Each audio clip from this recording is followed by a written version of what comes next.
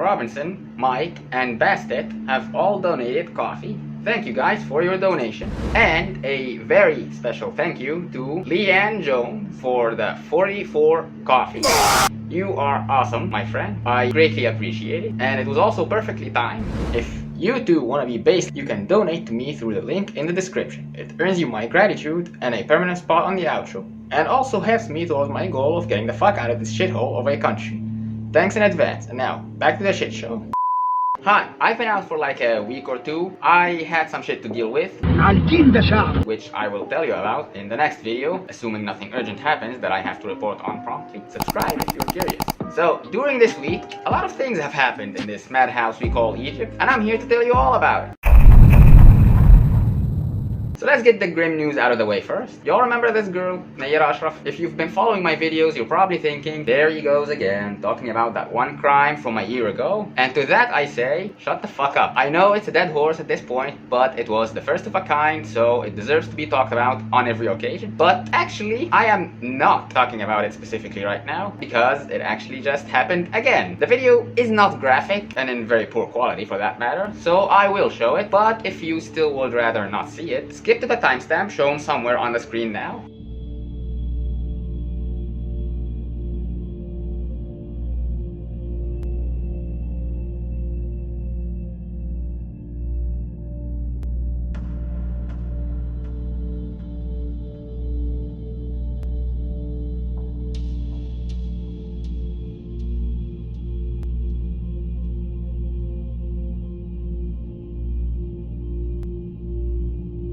A young man slits a girl's throat in Birkat al-Sab, a city in El Menoufiya. She rejected him, so he slit her throat in the middle of the street. The fifth crime in Egypt within a year.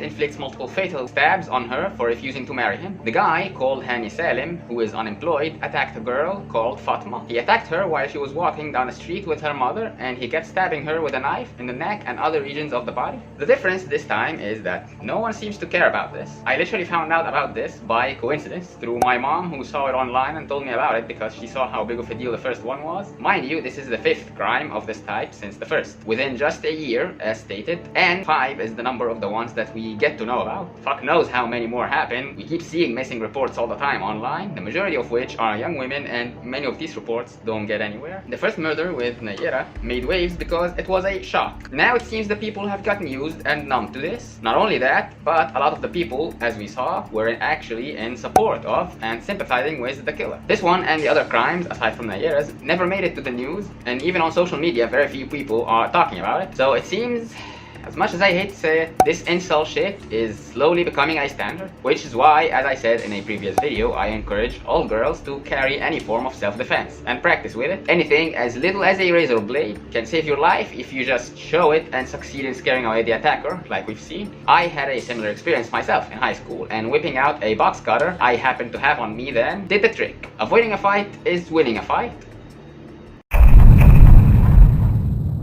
While we were on the topic of death, he was going to claim his pension, stood in a queue in the sun, and dropped dead from the heat, and was pushed aside because the paramedics refused to remove the body, and the people are standing in line as if nothing's happened, waiting to claim their pensions. What is this? I really don't have words for this one. I mean, what are you supposed to do as a bystander to this? It's the fucking police and paramedics' job to care for him and clear up the scene if he couldn't be saved. The people covering him up with newspapers is a kindness, I guess. A very sad and depressing kindness. Remember how in my last video I talked about the energy crisis and load shedding, and how hospitals are included in the program and have regular hours without power? Well,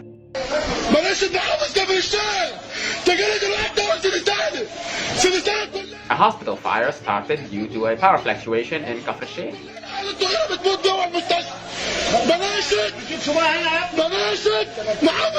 The video shows a man running around the hospital after the fire, screaming and yelling profanities at the system.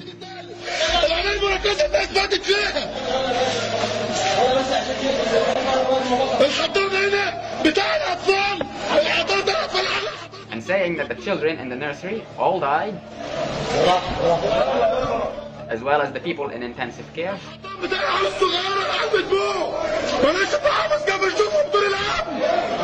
If there was ever a time to do all you can to stay out of the hospitals, it's now. This bullshit aside, you're very likely to not even find the medication or medical tools you need, as those are also in very short supply right now. Another result of the power cuts is this. Someone gets trapped in an elevator, as we all predicted would happen, for 6 hours and suffocated. So remember, take the stairs everyone, it's good for your health. I remember seeing a post about a government official saying this, by the way. This isn't a tasteless joke I wrote, but I can't find the post again. Maybe it was a troll. I hope it was a troll. I'm sure many of you are aware that Egypt is a religious country of Muslim majority, and if you're not aware, there is no clear-cut minimum age of consent in Islam. The best we get is after her first period, she's ready to rumble. In fact, a certain someone married a 9-year-old girl when he was in his 50s. This has always been known, but most people simply pretended it wasn't there because they are aware it's fucked. But as things get worse here economically, the more religious people get. And so, this is no longer a taboo, dark part in the belief system, but something they openly express and even take pride in. I've talked about it before and it has only gotten worse since. Here is some degeneracy for your viewing pleasure. Some young sisters recorded a cute, beautiful video and shared it. Very normal. This ophile and the likes of him, this is a simple side of their comments on children. The existence of these creatures is a threat to humanity and all their actions insult God, humanity and childhood. I hope someone reports them and we hear they were arrested ASAP. The dude who wrote this tweet is being very hopeful, I might add. These do in fact not insult their God. They honor his prophet by following in his footsteps. And of course the authorities won't necessarily do shit about it. The official written law says the age of consent is 18, sure, but we all know that doesn't always get enforced, and ultimately the final decision is more often than not left to customs and unwritten de facto rules. Anyway, here's a screenshot from the video that such a creature took and posted on his own Facebook profile. Someone take away the girl in the middle. I'm at my limit. Heart emoji. Worth pointing out that the girl in the middle is the youngest, judging by her height relative to her sisters. And now the comments. I'm serious, I swear to God, I want to fuck one of these children. Really, the best age? If she's still teething, she won't bite you in your dick. I'm also at my limit. Heart eyes emoji. To those unfamiliar, the snort I just did is not a word, but an expression of objection, enthusiasm, excitement, etc. And the reply to it, ooh, heart emoji. Another find on the topic is this Facebook group, a public group by the way, Get in a Relationship. 14-year-old girl. An anonymous account says, I want a girl to talk together on voice as opposed to by text. Final one because I'm getting nauseous. By the way, 18 years is still young. Soon she'll grow up and wear the hijab. My daughter at 6. That's hilarious. I am not the one who scrambled this fucker's pic and name, by the way. You know me, I name and shame, and I'm not even sorry for it. Now, this at first glance might not seem all that phallic, but the whole purpose of hijab, if you're not familiar, and covering up in general, is to protect women from men's gaze and assault. So the fact they are putting this shit on a child so young implies that she is a target for such things. As far as I know, normal people aren't looking at kids wearing revealing clothes or hell nothing at all and thinking, ooh, heart emoji.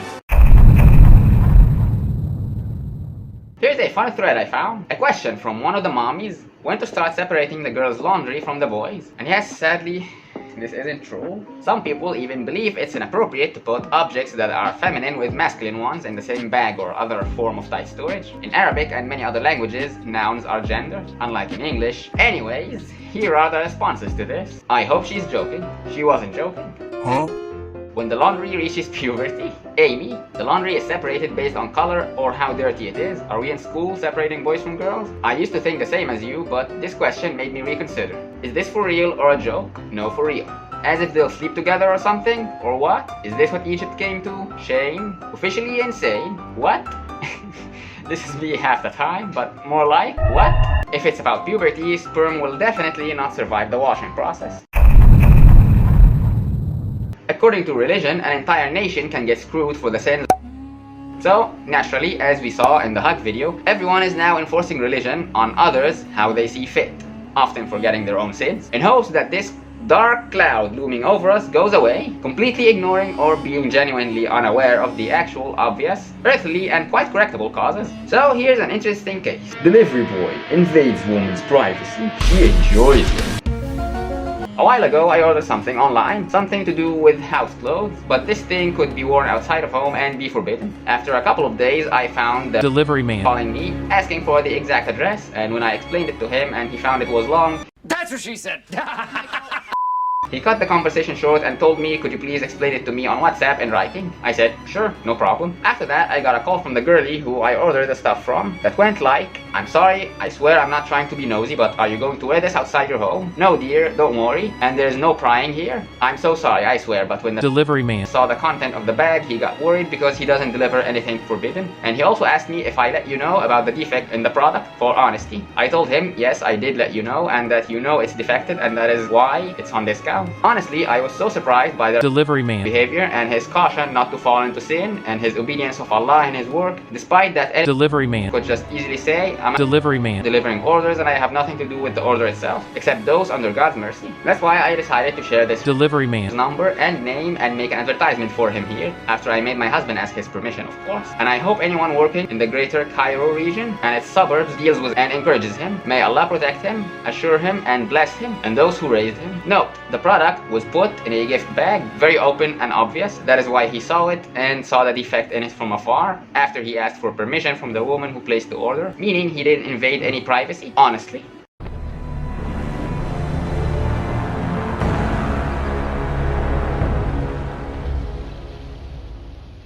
I don't really believe the last bit here. This kind of stuff is handled like drugs. Ain't no way it will be delivered so openly that he can not only know what it is, but notice a defect in it, without him opening it and fucking around with it. She says he asked permission, but also says the girl who called her said he saw it and then called her to ask, so that is a lie, I'm pretty sure. She probably just put this in to look less backwards, and also maybe because it isn't and shouldn't be acceptable to have someone digging around inspecting women's underwear.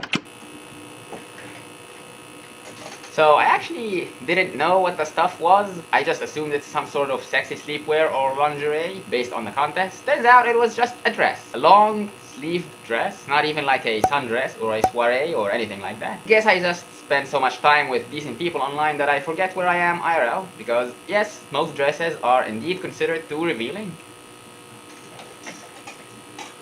Like he's with the FBI or something. Nice tits. Excuse me? What are you doing? 2 kilos of cocaine. And the fact her husband was in on it too is bizarre to me. You'd expect a husband in such a jealous conservative society to go on a manhunt for this man who dug around in his wife's private clothing, not praise him. And as usual, people chimed in, roasting this and sharing their own experiences with similar situations. Hello, good evening, sir. Random pharmacy name here. You ordered Panadol and a condom, correct? Correct. Okay, sorry, but is the condom for your wife or premarital sex?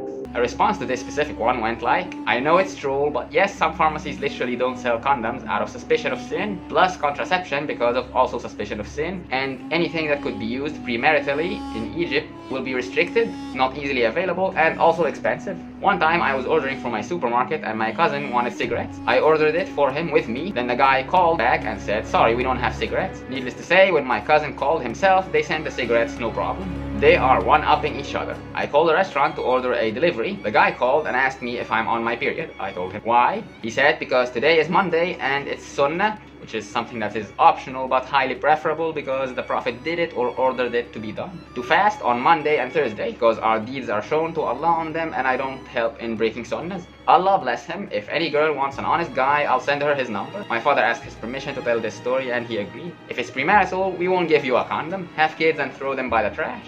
I remembered when they were very seriously discussing how to tell if a woman buying contraception is married or not. Some said to ask for marriage documents and a lot of stuff. And there was, of course, a few assholes cheering this on. An employer before instructed us that any condom or sexual stimulant only be handed out after asking the client if they're married or not. And if you still doubt it, don't hand the stuff out. Babbling aside, he's free in his money, like she is free and accepted his words and talked to him. Or is this because she wears niqab, you racist assholes? For those not familiar, niqab is the burqa thing they wear that covers basically everything, the black stuff. Scanning.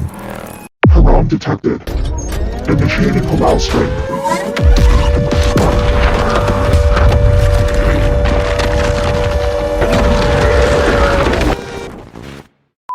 It seems that these people find invading their own privacies endearing as a form of protecting them from falling in sin, even if said invasion of privacy would otherwise be a massive problem, because I kid you not, in any other context, this would not fly. Let's say I walked up to a random woman who's shopping for underwear and stuck my nose in the stuff she bought. I would get my ass handed to me, but apparently I could just say it's to make sure she isn't committing sin as a get out of jail free card. Something that usually goes hand in hand with religiousness is superstition. Call it correlation, call it causation, I don't care. So there's this little video I found of a woman allegedly witnessing another woman on the highway in the desert burying a curse at a grave. Now, I couldn't tell you if this is staged or not. The puppet and the paper with names and blood on it do look disturbing, even to me, a hardcore non-believer in such stuff. But whether or not this is legit, the responses to it show that the people genuinely have an inclination to believe in such things. I mean, it is also an easy coat hanger. Are you extremely unfortunate? Can't get laid? Lost all your money through the consequences of your own actions? Well, now you can blame it on other people's envy. Someone definitely cast a curse on you and your loved one because you are simply that important. You're the center of the universe and everyone is envious of your smallest successes. For just a small price of $69.99, we will stage a curse, bury it near your house for you to find and prove to all your loved ones, once and for all, that you, in fact, don't suck ass and are just being targeted. Give us a call.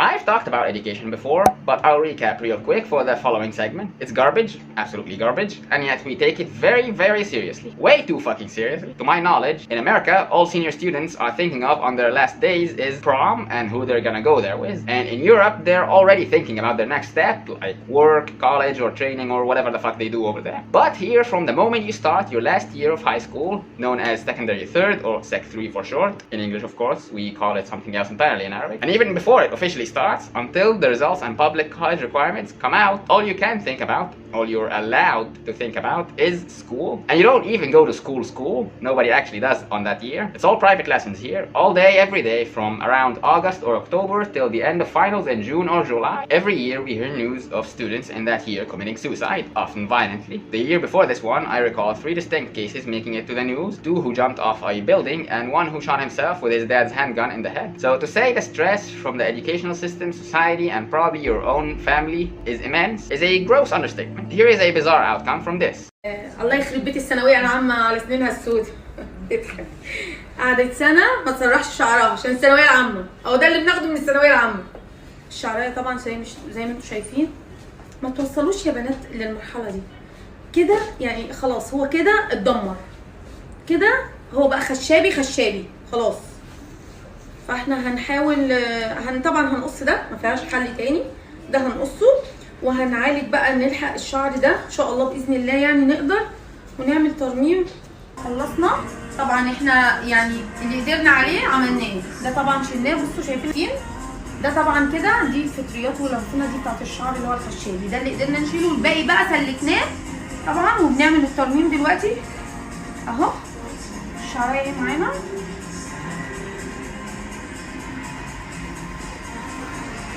خلصنا الجلسه.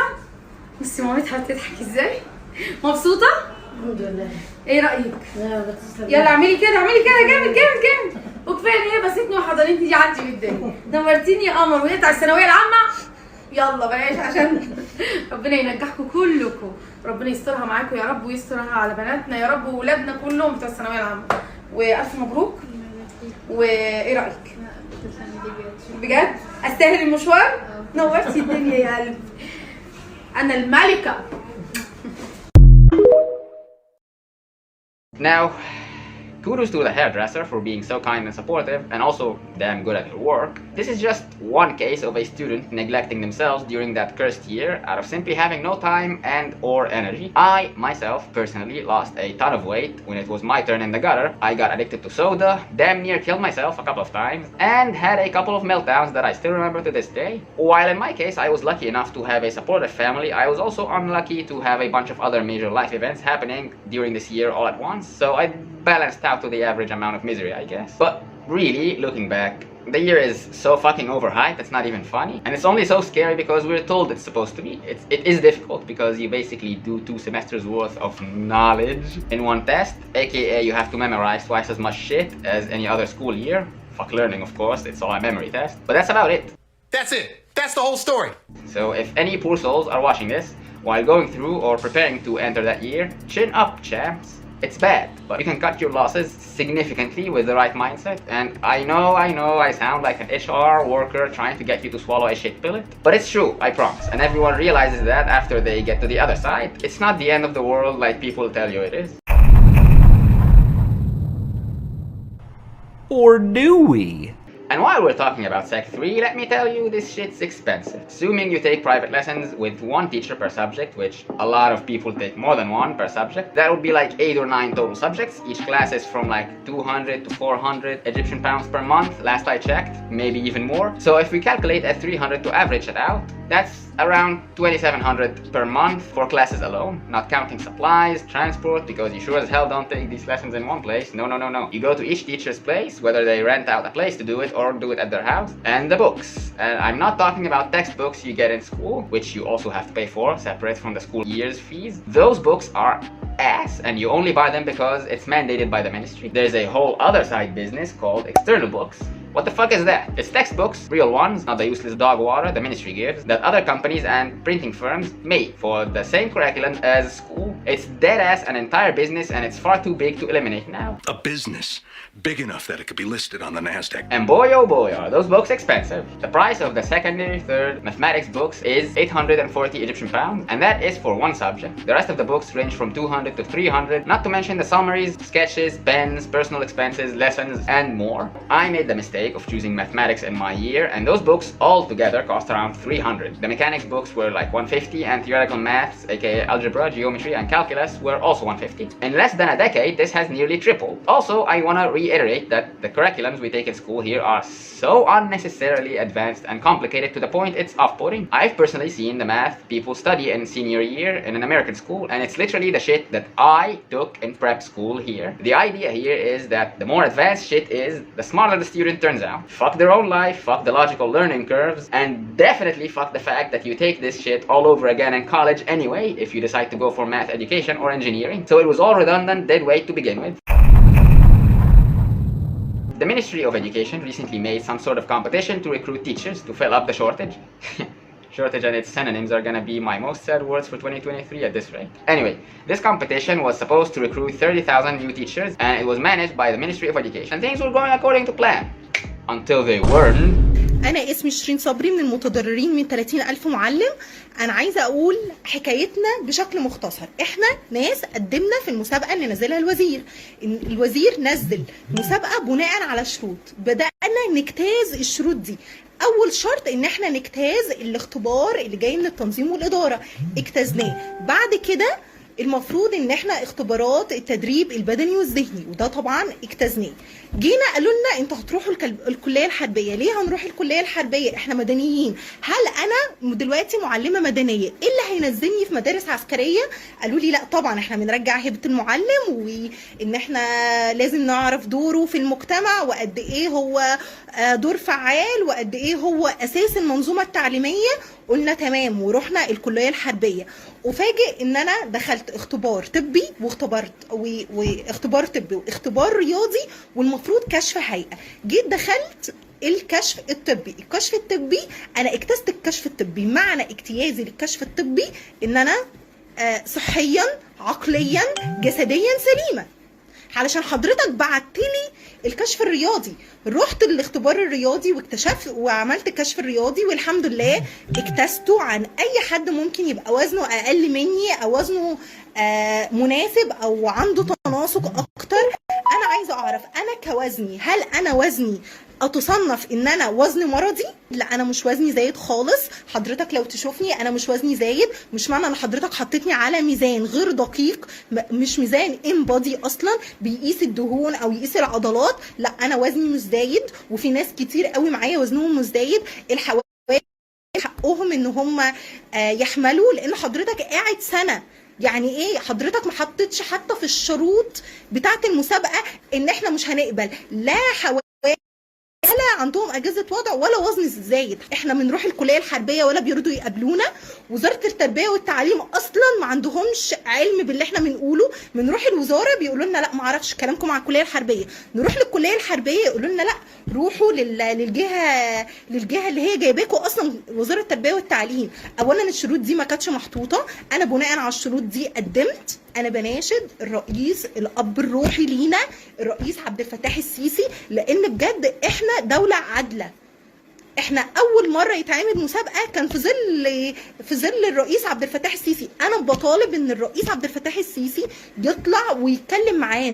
So let's address the elephant in the room, no pun intended, that she herself mentions. Why are they going to the military faculty? This is a screening for civilian teachers.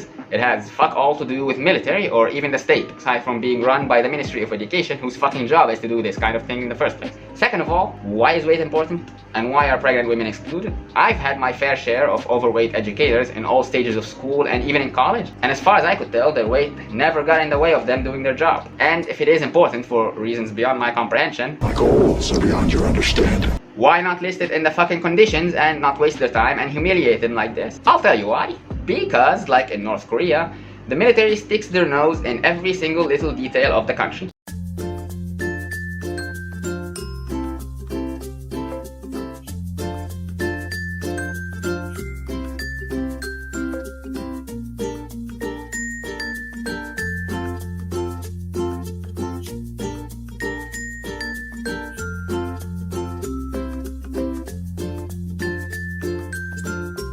And a military mind is not the most flexible. Even less so if it's an Egyptian one, because by the gods, our Egyptians in general built different, as in incorrectly. So here they're applying their military rules to everything. You must be fit, you must obey orders, etc, etc. And ended up with a faulty screening, and the competition ultimately failed to achieve its purpose due to the interference of the military. And in typical Egyptian fashion, different departments had zero communication or coordination between them. The ministry didn't even know what the fuck was happening in the military faculty and vice versa.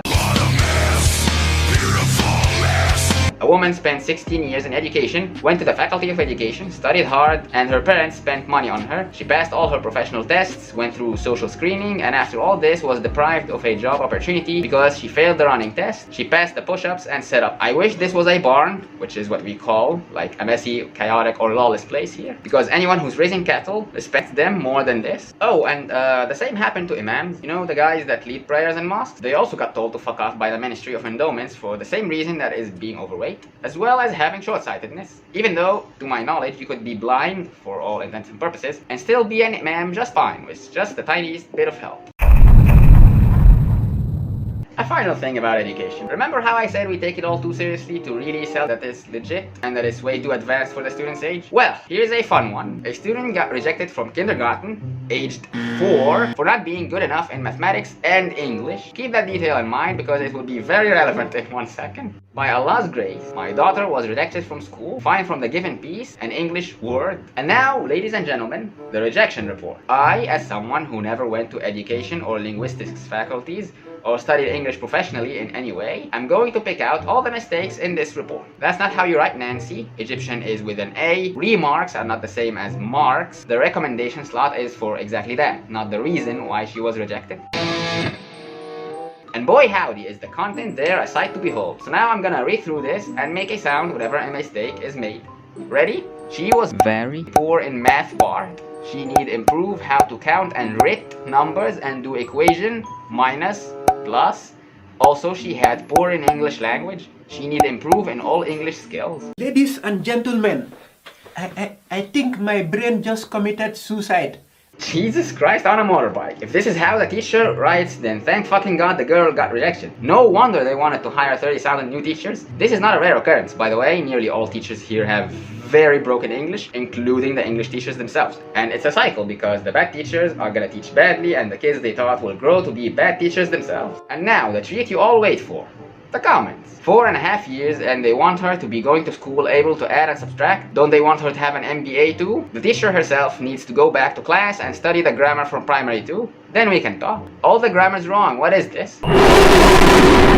Parents here send kids who are in preschool to take private lessons and call it foundation. I remember I went to preschool when I was 1 and it was only playtime. And primary 1 and 2 I couldn't even read or write. Same for me. That's the whole fucking point of kindergarten and primary. Preschool is just to learn to get along with other kids, help build social skills, and also so you can fuck off your parents back while they're at work and you're still too young to stay home. And then kindergarten and primary school are to teach you the basics that this child got rejected for not knowing. If she's supposed to go in knowing it already, then what the fuck will she even be doing there in the first place? As people point out here, why are kids in kindergarten supposed to know all this? Then what will they be learning in the first 3 years of primary? Why is a 4-year-old girl being interviewed anyway? And why are we, an Arabic-speaking country, testing the English of a child who is aged 4.5 and still even learning Arabic and shouldn't get a second language so they don't get mixed up? And also this clever teacher needs to start from A1. I doubt she can even pronounce the letters. And now back to sarcasm to end with. They really were negligent. They were supposed to begin with her when she was still in her mom's belly.